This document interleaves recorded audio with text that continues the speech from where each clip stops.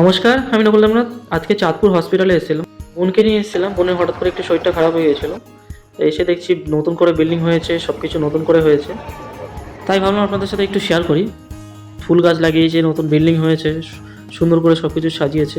সব কিছুই রয়েছে এখন এক ছাদের নিচে। এই দেখুন কী সুন্দর ফুল গাছ লাগিয়েছে। ফুলগুলো ভীষণ বড় বড়, যেগুলো সচরাচর বাড়িতে হয় না। আর নতুন করে গাছপালা লাগিয়েছে, নতুন করে বিল্ডিং তৈরি করেছে।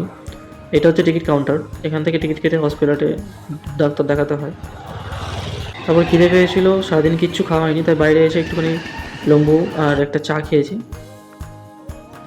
চা খেয়ে নিয়ে তারপরে দাদাভাইকে নিয়ে একটু মিষ্টি দোকানে যাই।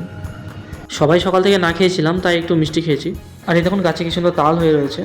আর এখান থেকে জল নিয়ে সবাই চাষবাস করে। এটা দাদাভাইদের ওদিকে বাড়ি থেকে আসার সময়। সবাই অবশ্যই ফলো করে সাপোর্ট করবেন। অনেক ধন্যবাদ ভিডিওটি দেখার জন্য, পাশে থাকবেন।